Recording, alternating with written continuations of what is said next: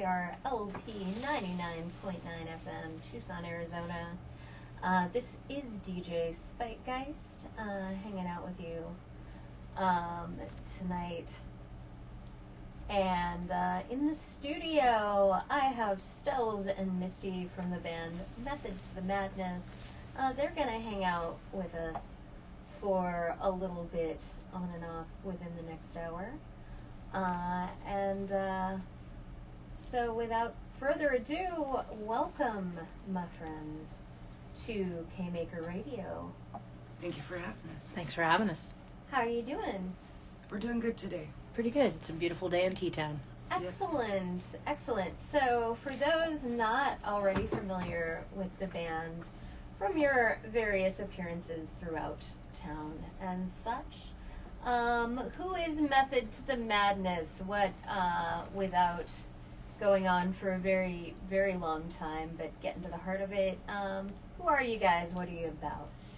Method to the Madness is about a journey I started in about 1997, and the band became legit in the early 2000s in Guatemala, actually, and it's basically a memoir of musical schizophrenia, if you may, because we don't really have a genre, we don't really have a limit to what we can do, and the method to the madness is that people enjoy music and being together. So it's all about raising the energy and the vibration of people coming together to have a little bit of fun and get a little crazy.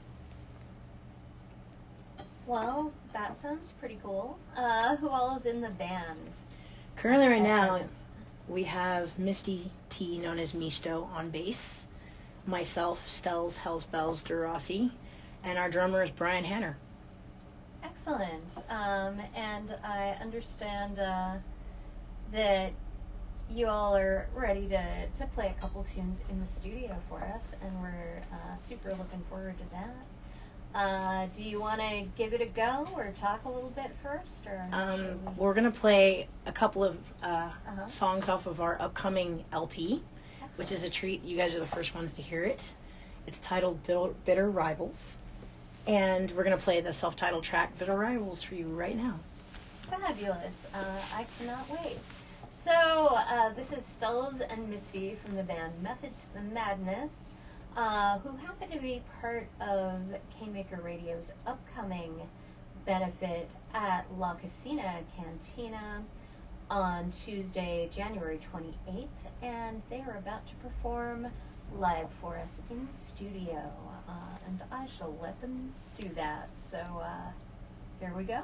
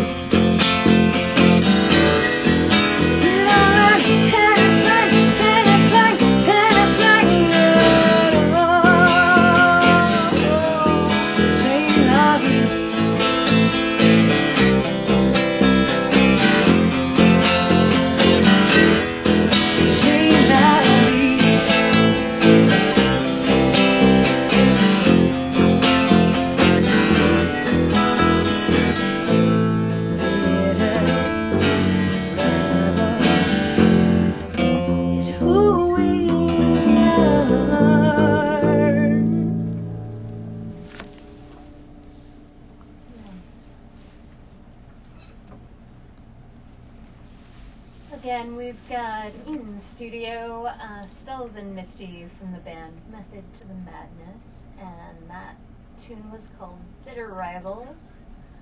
And I think they've got a tune or two more to play in this set. Is that right? Yeah, we're gonna do this for you because you're awesome. Aw, thank you. But just you, so don't tell Just anybody. me. I won't tell anybody except for everybody that's listening.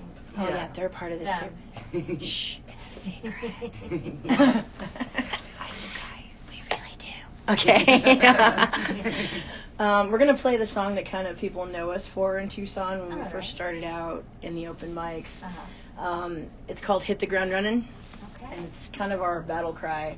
A lot of people have heard us play it around town, and they start moshing and jumping. And we're gonna do an Aw. unplugged version of that. Lovely. An anthem of sorts. Yeah, Yeah. Fabulous. it's about uplifting and bringing people together and finding the love and the positivity.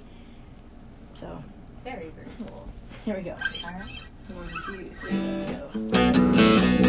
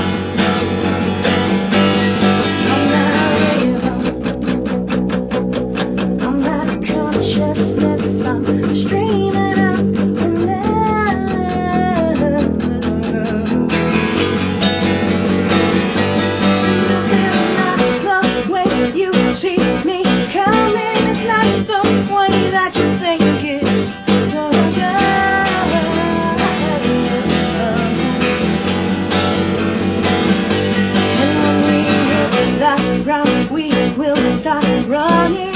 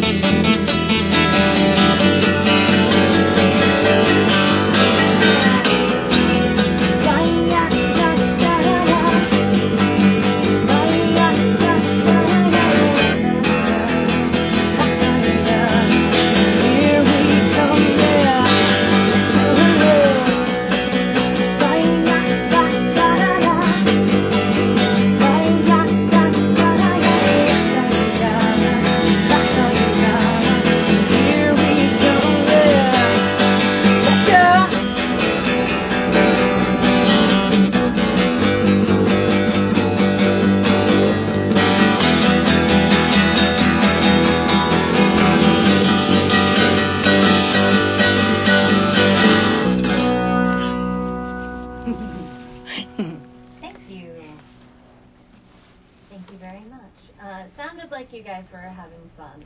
Yeah. There was some headbanging, yeah. Good. That's the goal. That's one of the reasons we do this. Anyway, one of them.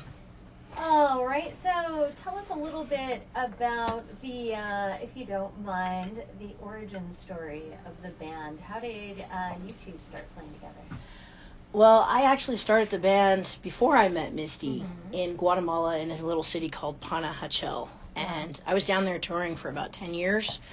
And I got to play things like the Lake Atitlan International Music Festival, where I kind of first got discovered and had fun meeting a lot of professional bands touring down there. And it was great being on the road through Latin America. But as my child came into my life, hi Seth, it's Mom, embarrassing you again. He's, a great teenager. He grew up with a rocker mom. He has patience. But I met Misto about 3 years ago in art classes. And the funny thing behind she and I is I couldn't find people to jam with at that time. I was socially awkward and weird, still am. And she's Have you met musicians? I'm sorry. We're all socially awkward. I've secretly come to find out it's secretly stamped on your birth certificate at birth. Eclectic. Yeah. So, but I met this wonderful person, my best friend and manager, and art classes, and I traded her music lessons to teach me to paint. And it's been one of the best decisions of my life ever to play music with her and also become a painter, which is really cool. Nice. But we've been playing around Tucson for a couple of years, and we just keep having more and more fun meeting all kinds of talented people, and it's a blast, actually. That's very, very cool. And it's kind of the punk rockest thing in the world to exchange, like, art mediums. Right? Like that. Yeah. It makes for some cool album covers, put it that way. So, Misty, how has Stella come along as a painter? She actually is really quick at shapes and things like that. Oh, no. Shadowing, she's very impatient, so shadowing took a minute, but she does really well with the shapes, and shadowing when she's slowed down a little bit came along nicely. Physical things are harder than audibles for me. Yeah, it's probably the opposite of learning to play the bass too, where you probably start out slow and learn to get like faster and stuff. She's Misty Hendrix. She's awesome. She played on her birthday till her fingers bled and just kept rocking, and I'm like, wow, you're officially she Hendrixed it, man. That's fantastic. So Misty, tell us a little bit about yourself and like becoming a musician. At this point in life, but also like when you were little, did you grow up kind of in love with rock and roll? Did you ever kind of like at least fantasize about playing music? Oh yeah, I used to listen to all the songs and sing along, and they even caught me one time with a little, headband on in the middle of the store singing "Let's Get Physical," like Jane Fonda. And we're doing the whole video thing. Misto moments, guys. Misto moments. Yeah, but I had kids and everything young, so I never really got into music. It's nice to get into it now. I feel a little bit behind, but I don't think I'm doing bad for the time I've got into it. The thing is, it's never too late, and there's, for like punk and alternative and those kinds of music, it's already about like breaking free from the mold and not doing what's expected of you. So like, what's more punk rock than already having your kids or whatever being and deciding, she's a rock and roll grandma. For the first time ever. Yeah. I mean, I got my bass, like big shocking revelation. I picked up my first bass when I turned 40. The year I turned 40. And I won't tell you how many years ago that was. It's not that many years ago. She's still 21. Yeah. I picked it up in the future. And so it's really, really amazing. No. She's a time traveler. Yeah. Watch out. There was some point at which, instead of regretting things, I was like, what's stopping me? Why can't I do that? Right. What's the worst thing that could happen? All I got to do is be as good as Sid Vicious. Right. Here's a fun fact as far as determination that she's not going to tell you that I just got to brag about. Misto started playing bass on a 5-string fretless. She did not start on frets. That's why we call her Misty frickin' Hendrix. Because I'm like, you want to learn on, oh man, you just dove into the water off the mountain. Yeah. Wow. You sure about that? Okay. So, Misty, what's your funnest kind of bass to play, like style-wise, and who are your inspirations? Victor Wooten and Les Claypool are pretty cool. Okay, yeah. And I'm still learning a bunch of different styles. Right. I like funk. I think funk's a lot of fun to play.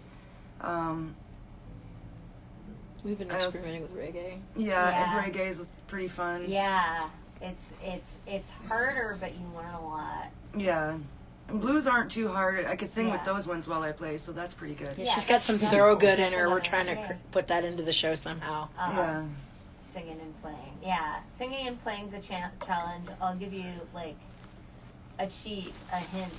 Besides the obvious, like the Police, obviously he sang and played bass, so all the bass lines are written for somebody that sings and plays bass. But that's Thin Lizzy, too. People don't think about it, but Thin Lizzy, Phil Lynott, the singer and songwriter, he played the bass. He had other guys doing those, like the guitar wizardry in Thin Lizzy, in Boys Are Back in Town, stuff like that. He was playing the bass. He wasn't playing those guitar lines, and he was playing some pretty rock steady bass. So those are my tiny little, I don't know if they're helpful at all, hints as one singing bass player who picked it up later in life to another. All right, I don't know if that's helpful or not, but those are things to listen to that are already kind of written that way. And so it's nice because it's not that thing you have to do otherwise, right? Where you're like, how do I harmonize and sing the melody? Yeah. Or sing, just a counterpoint to the melody. How do I juggle all these things in my head? Yeah. Which is you'll learn anyway, and are learning clearly. All right, I'll have to check out those. Yeah. Misto can do anything. Nice work. As it is. So, anyway, that's like the two things I know. What do you guys know? That's more than I know right now. So tell me what a typical band practice is like for you guys. Like what kind of gets you lit up together? What do you share in common as far as the stuff you're trying to do both musically and like just kind of sharing that band family mindset as one does? It's like a family. We usually chill at my place, Rocker Rossi, and everybody comes in and we all bring a little something. We have the theory that happy musicians work better. Oh yeah. So like we'll have like munchies and food and water and chill vibes. We've got little chairs outside for the tobacco smokers, and Misty will bring in Monster energy drinks, and Brian always eats anything sweet. He's a total cookie monster. Yeah. We'll order in pizza, we'll stop, we'll talk. We've all pretty much been in, this is her first band, but Brian and I both have orchestra backgrounds. Oh. So we've dealt with conductors and very serious that are Nazis, so we kind of make this chill after the orchestral environment, because it's a little more structured and militant. So we kind of make this we're taking our shoes off. We talk, we work things through, things go pretty good. I write the songs, the lyrics, and the compositions and scores and arrangements, and then I bring it to the band and we do it in sections and we talk about it, and they put their spin on it when I take it to them. Good. Yeah. And then they put their energy into it, and that's how Madness gets logo. We all come together as kind of a collective with a thought or idea, and Misty has brought me poetry, which we've done, and I've turned it into music and restructured it, and we wrote an entire album that way, just she and I, in 2017, called Serve. Wow, so it's really already really collaborative. Misty, do you find yourself, or are you at the point where you're starting to compose musical bits as well? A little bit, yeah. Every band does it differently. I have a lot of poetry that's in my head that comes out as songs in my head. Nice. I'm getting to the point where I'm starting to learn how to translate that and explain it. Yeah, translate it and explain it more into music.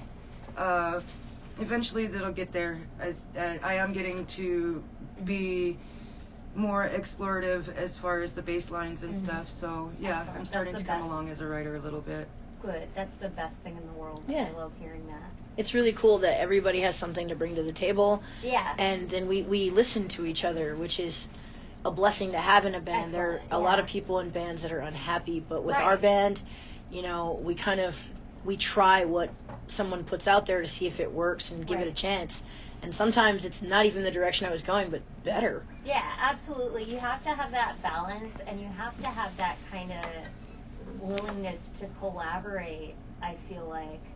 And what's cool, and why I keep asking the questions, I guess, that I'm asking, is it fascinates me on the one hand, people that have been doing it like since they were babies, since they were children, and are just musical people, who've been growing and evolving down that path, like you, Stella, where you've been at this, you would be doing this no matter what. But then in Misty's case, that energy, and especially I love it when it's adults picking up an instrument for the first time, or somebody who's played that's picking up a new instrument for the first time. It's like being 14 years old again. And so there's a certain type of creativity and type of spark and newness that's, I mean, I don't know, I think equally valuable. And it's really, really cool when you can combine those two elements in one band. You don't always see it, and you don't always see it out in the professional world, especially. But think about, like, for example, the Velvet Underground. You had like this range of, like, Lou Reed, he wrote songs in the Brill Building, like, for a living before he was in the Velvet Underground. He like wrote songs for other people for money, like, you know. And you had John Cale, who was this classically trained avant-garde violist in addition to being a bassist. But then you had Mo Tucker, who was like pretty much playing drums for the first time because she got introduced by her brother. And she was no less of a credible and talented musician than they were, but it made that band so weird and so fabulous because of that dynamic. Yeah. And I love bands like that, and that's something I think that really comes through the times that I've heard you both perform so far. Is you have, on the one hand, you have some layers of sophistication, of complication, where obviously, Stells, you've been doing this so long. There are techniques, there are things you know how to do, but there's still that freshness and newness and drive and energy and excitement. That's Misto. Yeah. I think her bass lines, I think her bass lines add some, what I call the unana. It like hits your inner tribal self. Yeah. And it just makes you shake your rear in a way that people are like, yay, it's let's have fun. Very It's the grunge and the grit of it. Yeah. There's been a couple of times that we were practicing and I messed something up, and she's like, "Ooh, I like that. Keep that. Yeah. So. Do that again. I like that accident. That's cool." Yeah. Here's another little rock and roll nerd trivia thing that I'll pass on. But so you know the David Bowie song "Suffragette City"? Yeah. Okay. So David Bowie's bass player in that band, in the Spiders from Mars, was a guy named Trevor Bolder. He later was the bass player for Uriah Heep, which was one of the like proto-metal rock bands. And so they were practicing that song, they were doing it, and if you think about that song, about the last verse, I guess it is, that like third time around, the last verse, there's this part where it sounds like it's gearing up, where it goes na na na na na na na na, and it sounds like they're doing it on purpose and like revving it up. That was a total mistake. That's awesome. That they kept in. That was Trevor Bolder screwing that up. A happy studio accident. They're the best. But it added something to the song. So now you know another useless piece That's of trivia. really cool. We like little pieces of trivia. Yeah, that's really cool. That's what I do. If only they would teach trivia like that in school for history. There should be music history as part of school. Yeah, no Right? doubt. Yeah. I did take a music history class once in college, and it was dumb. and it was wrong, and it made me mad because they have like wrong answers of things, wrong genres. One of the things I remember from music history back in college was that I discovered the first like profane artist of all time was Lucille Bogan in like the 20s. Oh, okay. If you've never heard her, listen to her song Shave 'Em Dry. Your mouth will drop. She is worse than any hardcore gangster rapper I have ever heard. She would make like NWA look like kindergartners for the 20s. I was like, wow. I used to know some of those dirty old songs. You know a lot of dirty old songs, Misty. That's why you're the bass player.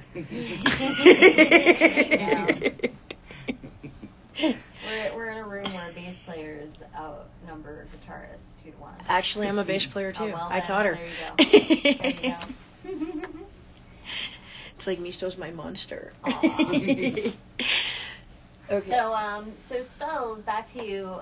Having written music for a really long time, as a composer, are you a music first person, a lyrics first person, or whatever happens to hit you that you have to get down and flesh out? Like, because again, everybody's different. It's a little bit of both. I think that when songs come to me, it's a wave of consciousness. Sometimes it's a lyric. Sometimes it's words. Sometimes it's just 3 a.m. I don't really know when.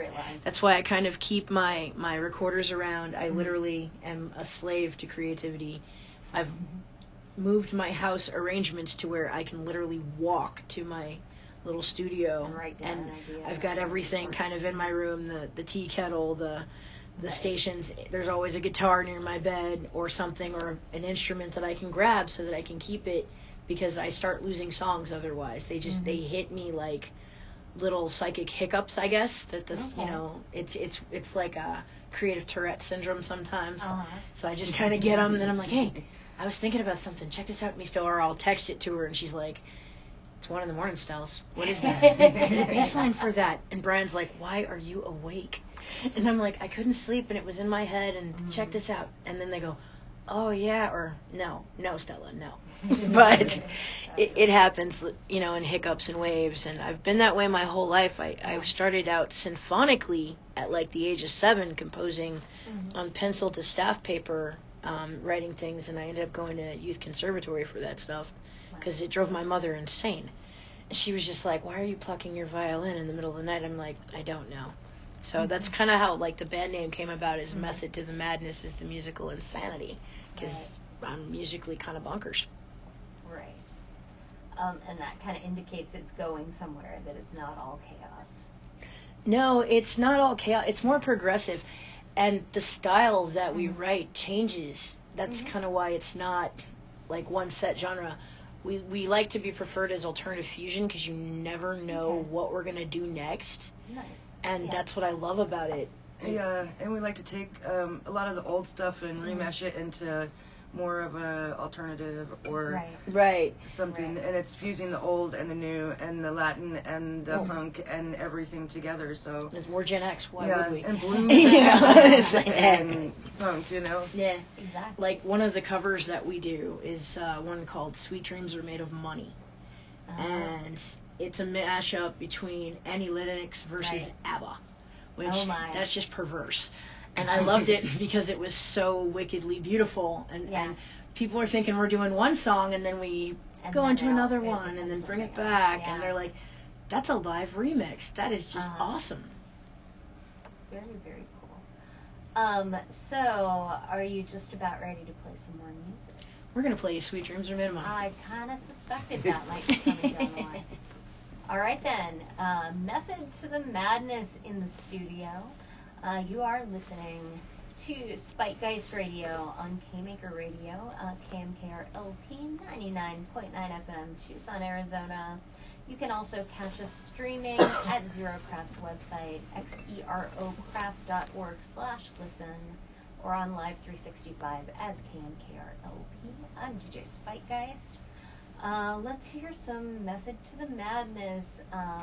Misty T and Stells Durasi in the house.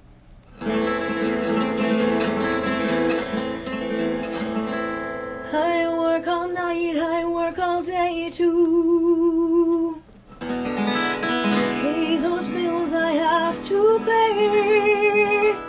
pain it stands.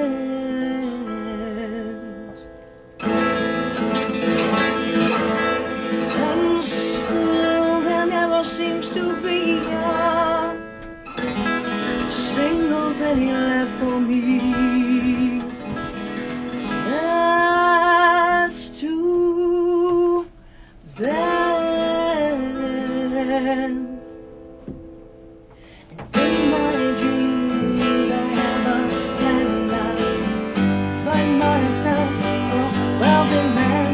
I wouldn't have to work it all. I'd move around and I would go on.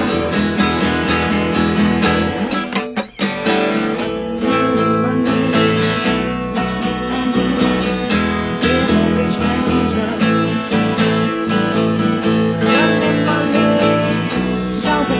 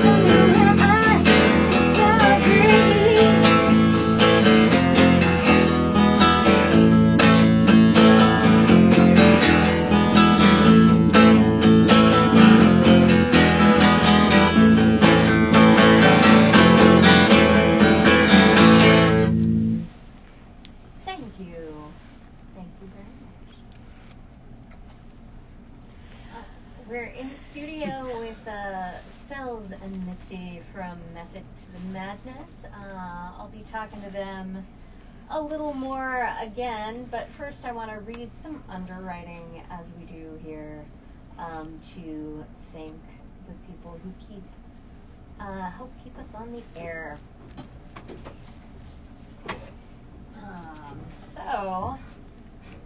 And actually, before I do that, I want to thank Zero Craft itself, our home, and the community of makers that KMKR Radio is part of. Zero Craft is located in the historic Steinfeld warehouse at 101 West 6th Street. Basically at 6th Street in Toole in downtown Tucson. And we are a hackerspace, makerspace community where we've got 3D printers and woodworking gear, metalworking, welding, CNC routers, laser cutter, and vinyl and cloth cutter, and soft crafts too. We got like sewing machines and stuff, and computers, and all these marvelous things. And one of the newest tools to learn and make with here at Zero Craft, sharing space, in fact, with KMKR Radio here in the basement of Steinfeld Warehouse. And they were even so kind as to build us a wall when they were building out their space, is the one and only Zero Craft Jewelry Studio, which is having its grand opening next month. February 29th, 2020 is a leap year day and the grand opening of a community jewelry studio located here at Zero Craft, Tucson's makerspace at 101 West 6th Street. You may join the folks at Zero Craft between 12 and 4 p.m. on that day. I believe it's a Saturday, to explore this exciting new venue where tools and jewelry classes will be available to the public. There will be jewelry demos, children's craft project, and refreshments offered. You can learn how and when you can take advantage of this new studio by coming down and joining us here at Zero Craft on February 29th between 12 and 4. Or you can learn more online at zerocraft.org. That is xerocraft.org. Also at zerocraft.org, in addition to learning more about the makerspace itself here, you can learn more about the radio station, including how to become a DJ yourself, how to donate your local music if you are a musician or in a band here in Tucson, because of course when we don't have a DJ on the air, we play 100% local music donated by the fine creative folks here in Tucson. You can learn about donating, volunteering, and underwriting for the station, all at zerocraft.org/KMKR. And if you head on over to the Listen tab on that page, you can stream the radio station live from anywhere that internet access may be had. So I'm going to talk to Misty and Stells from the band Method to the Madness again. They will be part of KMKR Radio's second benefit of the month and second ever benefit show at one of our underwriting partners, La Casina Cantina, also in the heart of downtown Tucson. That's happening Tuesday night, January 28th, starting at 6 p.m. In addition to Method to the Madness, Breaking Glass is playing, opening up the set, and the headlining act, a musician who also has a debut album release later this month, Just Najima, the project of Najima Rainey, who is a once and hopefully future KMKR DJ. She used to run a show on Sundays called Home Again, and maybe one of these days when things settle down we can lure her back to the airwaves, but in any case we're very excited to share the stage with her and share the stage with Stells and Misty from Method to the Madness. I think she's in a contestant in Tucson's Got Talent as yes, well. Yes, she in fact is. Najima's wearing a lot of hats these days. And you all are wearing your own variety of hats as well. So tell us a little bit about House of Rossi, which is something I know.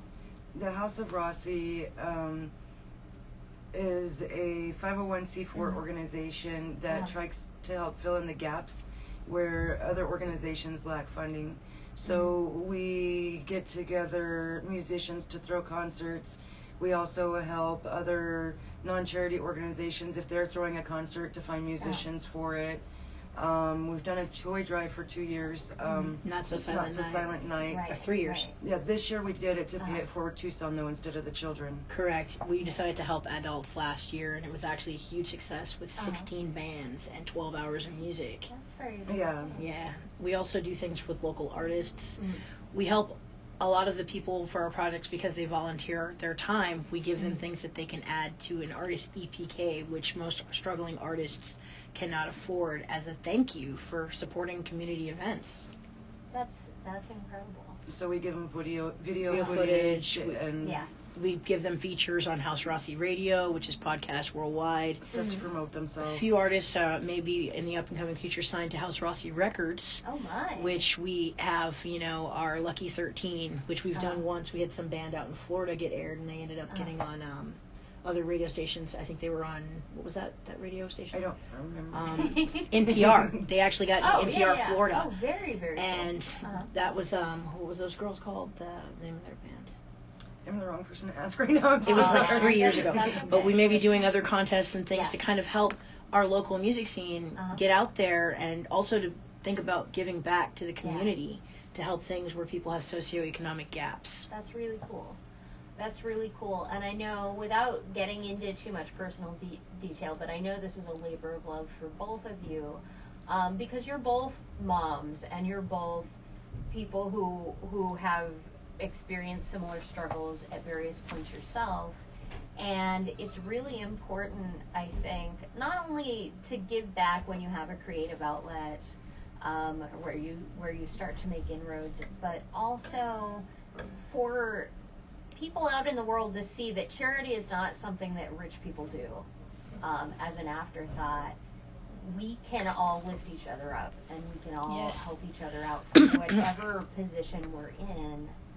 And so it's really, really inspiring and cool to see people from, especially in Tucson's creative community. It seems like everybody that you meet, at least in the core of Tucson, is in a band, or they're an artist, or they're a writer, or they go to shows and take these amazing live action band photos, or they're a chef or something.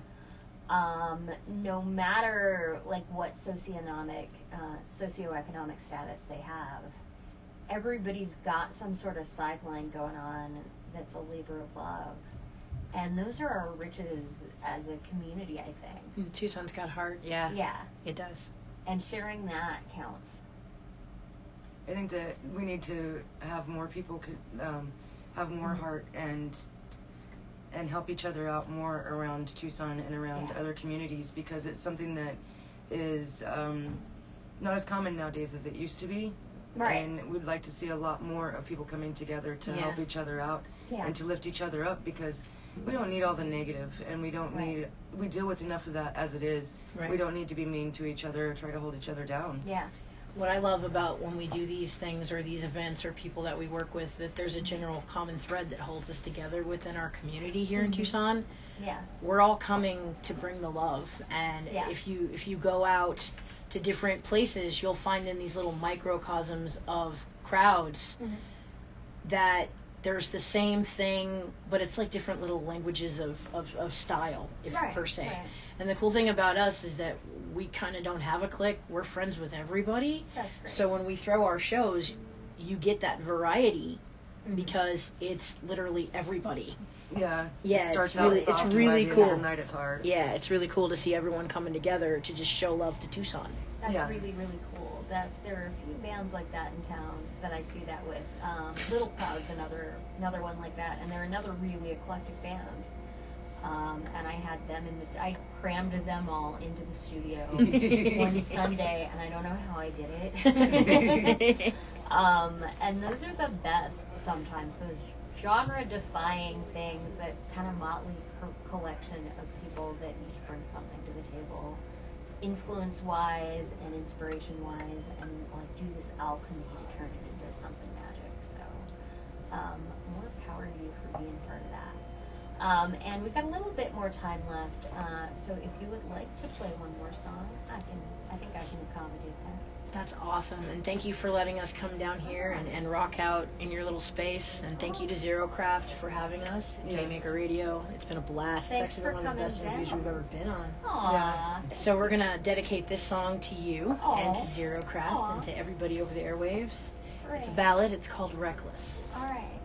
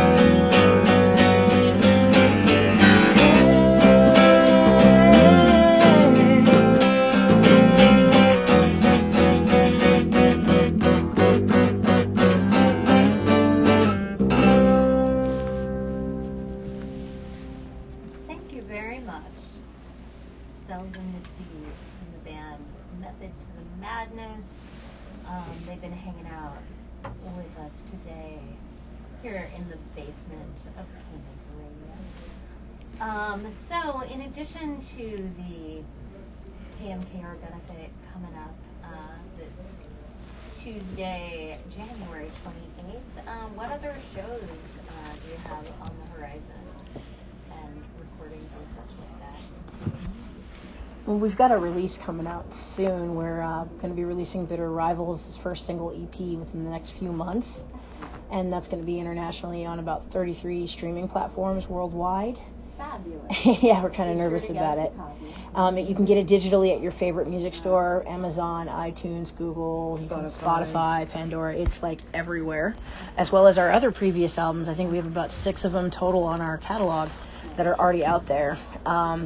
You can catch us at the show on Tuesday at La Cocina, of course, alongside Breaking Glass and Just Najima, which is going to be epic. You can catch us at the Hut. On the 30th, we're going to be at Tribal Thursday at the Hut, and then again on the 13th of February, we're going to be at Tribal Thursday at the Hut. That starts at about 4:30. About 4:35-ish.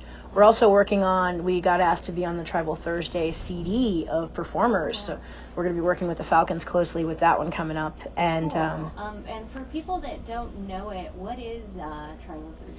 Tribal Thursday is the most epic reggae/hippie tandem love fest I have ever seen. Well, the Hut is known, which I call the Hut hippie heaven, basically. Right. It's right on 4th Avenue. Grateful Dead cover bands and reggae bands.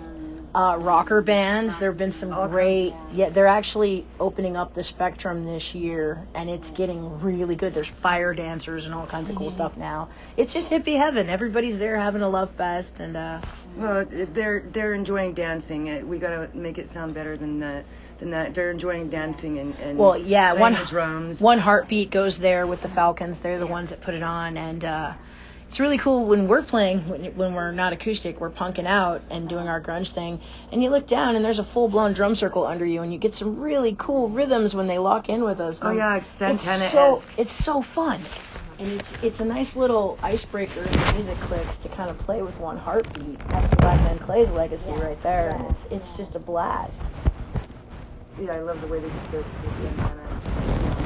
drummers give us. Yeah, and sometimes I'll go down there and do like Spanish stuff with gypsy fiddle and things like that. That's really, it's something to check out. Fun things to do in T-Town every day if you just check it out. You want to find us on Facebook.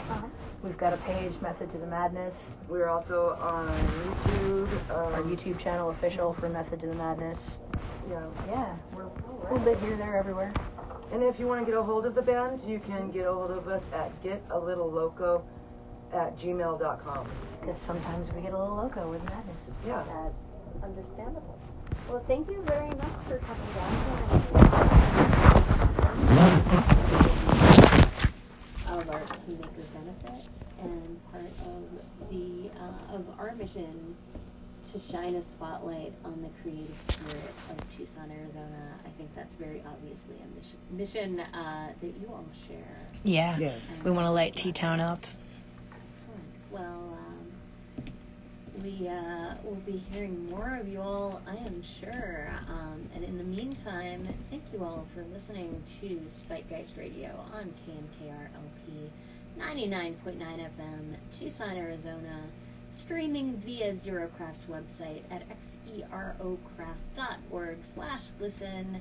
KMaker Radio is the broadcast service of ZeroCraft Hackerspace, and on Thursdays and Saturdays, when traditionally this show airs, we also happen to have our public hacks here at ZeroCraft. On Thursday nights from 7 p.m. to roughly 10 p.m., the public is welcome to come check out your friendly neighborhood makerspace. And same goes for Saturdays between noon and 4. You can definitely check out the space, come on down, find out if there's something you want to learn or something you want to teach or accomplish using all the fabulous tools available to our member base and to the community here at ZeroCraft. And remember, music is for makers too, and that's part of the point of the show. Thanks to everyone who listened in. until next time, DJ Spike, guys. Bye, guys. Bye.